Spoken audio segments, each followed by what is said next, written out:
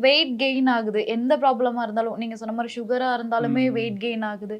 நம்ம எல்லாமே ப்ராசஸ்டு நம்ம இப்போ வந்து என்னன்னா, நம்ம ஃபுட் எல்லாமே டேஸ்ட் ஜாஸ்தியா இருக்குது. யாஹ்! முன்னாடி வந்து டேஸ்டி ஃபுட் வந்து ஏதோ ஒரு பண்டிகை நாட்கள்ல, இல்ல மாசத்துல ஒரு நாள், யாராவது நம்ம வீட்டுக்கு கெஸ்ட் வந்தாங்கன்னா, ஆமா. அவங்களுக்கு டேஸ்டி அப்பல்லாம் ஃபுட் ரைஸே கிடைக்கும். வந்து ஏதாவது ஒரு ஃபெஸ்டிவல்ல தான் ரைஸே செய்வாங்க. ஆமா. ஆனா, இப்ப நம்ம டெய்லியும் சாப்பிடுறது வந்து டெய்லி மோஸ்ட்டா பிரியாணி ரைஸ் தான். எல்லாம் வருஷத்துக்கு ஒரு நாள் சாப்பிட்டுட்டு இருந்தோம். ம். மட்டன் எல்லாம் எங்க கிராமங்கள்ல எல்லாம் மட்டன் வந்து தீபாவளி அன்னைக்கு மட்டும் தான் கிடைக்கும். ஓகே. மற்ற நாள்லாம் கிடைக்காது. இன்னைக்கு எல்லா நாளுமே டேஸ்டி ஃபுட் சாப்பிடுறோம். டேஸ்டி ஃபுட்டோட பிரச்சனை டேஸ்ட்டு தான். ஏன் அப்படின்னா, அந்த டேஸ்டி ஃபுட்ட அதிகமா உண்ண வைக்கிறது வந்து அந்த டேஸ்ட் தான். யாஹ்! Of course. ஸோ நீங்க வந்து 100 கிராம் சாப்பிடுறத 200 கிராம் சாப்பிடுறீங்க, 300 கிராம் சாப்பிடுறீங்க. ரீசன் என்னன்னா மிச்சம் டேஸ்டா வந்ததுன்னா இருக்கு.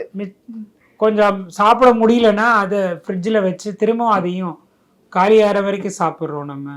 ஸோ ஏன்னா டேஸ்ட் அதிகமா இருக்கு. அதுக்கு தானே கம்பெனிகள்லாம் உங்க டேஸ்ட் ஏத்துறதுக்கு தானே ரிசர்ச்சே பண்றோம் நாங்க. கண்டிப்பா சார். ஸோ உங்கள அதிகமா சாப்பிட வைக்கிறதுனால, அதனால வர்ற வியாதிகள்லாம் அதிகமா வருது.